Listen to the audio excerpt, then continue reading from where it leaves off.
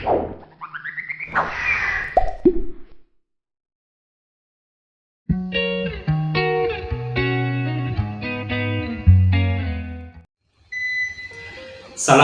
warahmatullahi wabarakatuh. Salam sejahtera untuk kita semuanya dan salam bahagia. Perkenalkan, nama saya Aris Supriyadi, salah satu CGP dari SDIT Hidayah Ngawen, Kabupaten Klaten, angkatan ketiga tahun 2021. Setelah mempelajari filosofi pendidikan Ki Hajar Dewantoro dalam program pendidikan guru penggerak ini, banyak sekali pengalaman, manfaat, sudut pandang, dan lain sebagainya yang saya dapatkan dari program ini. Setelah mempelajari filosofi Ki Hajar Dewantoro tersebut, maka saya ingin mencoba mengimplementasikannya di dalam kelas dan di sekolahan sekitar lingkungan saya. Dari berbagai filosofi pendidikan Ki Hajar Dewantoro yang telah dipelajari, ada dua hal yang mencoba untuk saya implementasikan di kelas dan di sekolahan saya. Yang pertama yaitu pembelajaran yang menghamba pada siswa, kemudian yang kedua adalah pembelajaran yang sesuai dengan kodrat alam dan kodrat zamannya. Menghamba pada siswa atau menghamba pada murid, kami coba untuk diimplementasikan dengan pembelajaran yang berpusat pada siswa walaupun di tengah pembelajaran secara daring di masa pandemi seperti ini. Kemudian untuk implementasi dari pembelajaran yang menghamba pada murid dan sesuai kodrat alam dan kodrat zamannya tersebut, kami bagi menjadi 3 aksi nyatanya. Yang pertama adalah perencanaan, kemudian pelaksanaan, dan refleksi. Di dalam implementasi perencanaannya, yang pertama, perencanaan yang kami buat adalah membuat perangkat pembelajarannya yang digunakan untuk pelaksanaan pembelajaran yang berbasis pada siswa. Kemudian perencanaan selanjutnya adalah kami melakukan koordinasi dengan kepala sekolah dan rekan guru yang lainnya. Perlu kami sampaikan kepada kepala sekolah karena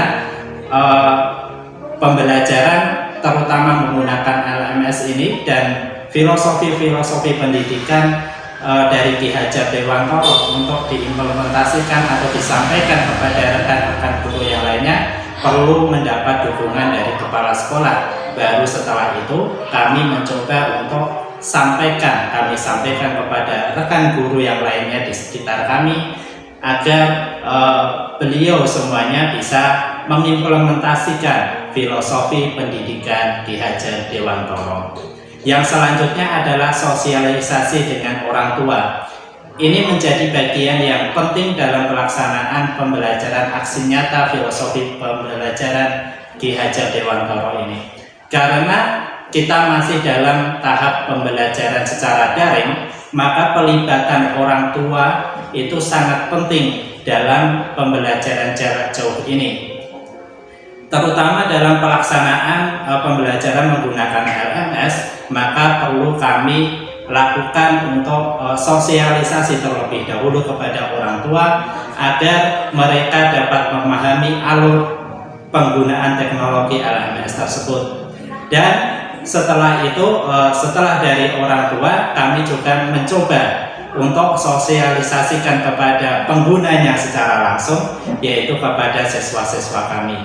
Jadi teknologi yang kami gunakan agar sesuai dengan kodrat zamannya pada saat ini, kami sosialisasikan kepada siswa agar mereka sebagai pengguna langsung dalam pembelajaran jarak jauh menggunakan LMS ini dapat berjalan dengan lancar.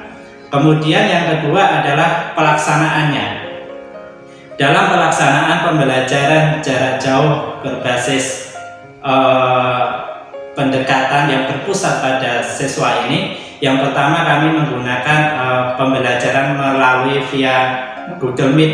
Nah, di dalam Google Meet tersebut kami mencoba untuk membangun kedekatan dengan siswa, membangun interaksi kami antara sekolah, pihak guru dengan orang tua dengan tatap muka secara virtual melalui Google Meet. Dan dalam pelaksanaannya ini hampir setiap hari di dalam pelaksanaan pembelajaran ada Google Meet yang kami bagikan dalam sebuah jadwal, tersusun dalam sebuah jadwal yang sudah kami sampaikan kepada siswa-siswa kami. Misalnya adalah hari ini adalah Google Meet untuk pelajaran tematik, tetapi untuk pelajaran yang lainnya yaitu secara belajar secara mandiri melalui LMS tadi, bisa mengakses video, ringkasan pembelajaran dan yang lainnya melalui Learning Management System yang sudah kami buat sebelumnya. Kemudian yang kedua adalah pelaksanaan pembelajarannya agar berpusat pada siswa, maka pembelajarannya dalam penugasannya itu kami laksanakan dengan melibatkan secara langsung siswa aktif di rumah dan juga melibatkan orang-orang sekitar yang ada di tempat tinggal mereka. Misalnya adalah yang pertama, dalam pelajaran membuat listrik, rangkaian listrik secara sering misalnya, kemarin kami menyampaikan sebuah tugas kepada siswa agar siswa tersebut secara mandiri bisa melaksanakan atau membuat rangkaian listriknya di rumah. Nah, sebelumnya kami laksanakan dengan pengantar di Google Meet, kemudian video cara membuatnya kami sampaikan di LMS, kemudian praktek secara langsungnya mereka bisa laksanakan di rumah dengan mengakses LMS tersebut. Nah, dalam pelaksanaannya diharapkan dapat mengasah kemampuan anak yang dibutuhkan dalam abad 21 ini, critical thinking-nya dapat, kemudian kolaborasinya itu dilaksanakan dengan kerjasama antara siswa dengan anggota mereka di sekitar rumahnya. Jadi kalau di sekolah mereka kolaborasinya dengan sesama siswa yang ada di sekolah, namun dalam pembelajaran secara daring ini kami arahkan untuk kolaborasinya itu dilaksanakan di rumah dengan bekerja sama dengan anggota keluarga yang ada di rumah mereka. Kemudian tugas yang lainnya ada misalnya penanaman tumbuhan dalam pembelajaran perkembangbiakan tumbuhan tersebut juga kami berikan penugasan sesuai karakteristik mereka yang ada di lingkungan mereka di rumah. Misalnya yang ada di sawah mereka dapat menanamnya di sawah, namun yang tinggal di perumahan mereka juga dapat melaksanakan tugas ini menanam tumbuhan sesuai dengan lingkungan mereka di perumahan, misalnya di tabulaport dan lain sebagainya. Kemudian juga dalam potret alam ini kami memberikan sebuah tugas, misalnya adalah membuat sebuah tempat pensil yang bahannya itu dari yang ada di lingkungan mereka, yang ada di sekitar mereka, bahan bekas yang ada di sekitar mereka. Jadi bermacam-macam bahan bekas yang ada di sekitar mereka dapat dimanfaatkan menjadi sebuah produk untuk mengasah keterampilan mereka pada anak didik kita. Itu adalah pelaksanaan dalam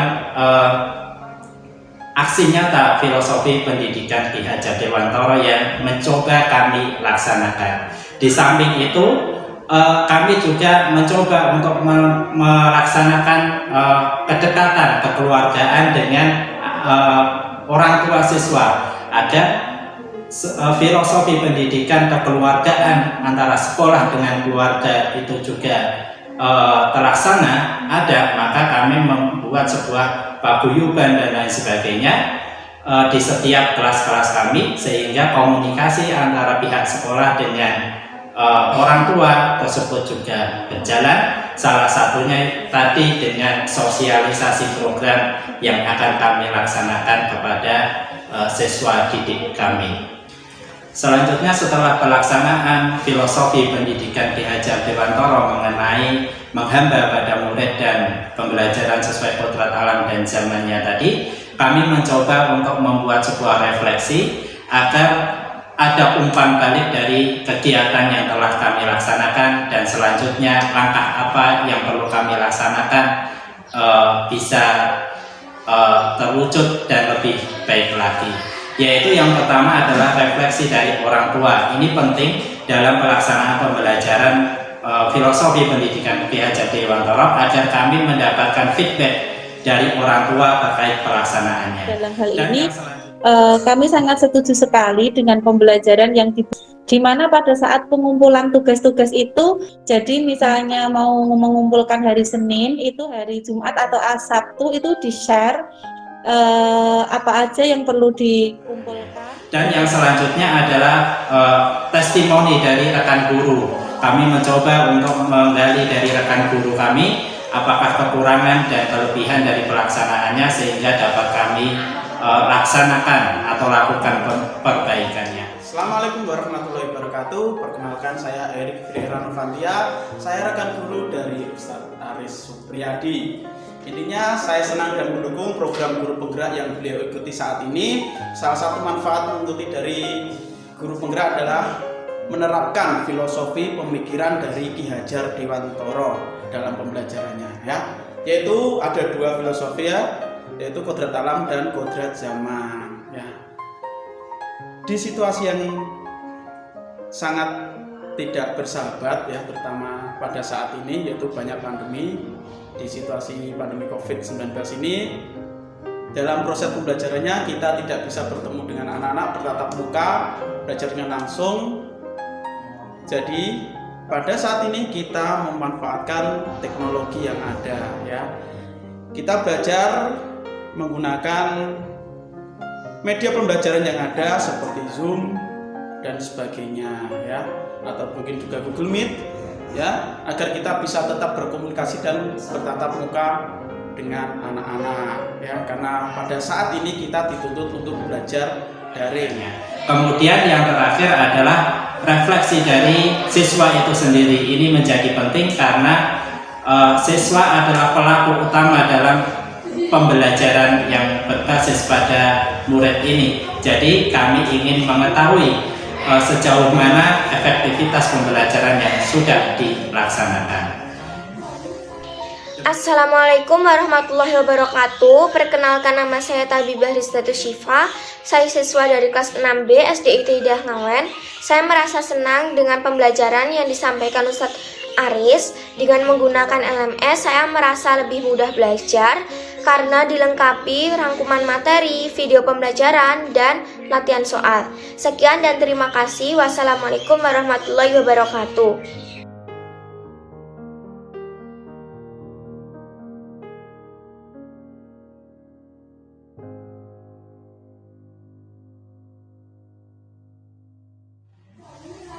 Demikian tadi adalah pelaksanakan aksi nyata yang telah kami laksanakan di sekolah dan di kelas kami. Sekian dari kami, terima kasih dan mohon maaf apabila ada kekurangan. Assalamualaikum warahmatullahi wabarakatuh dan salam bahagia.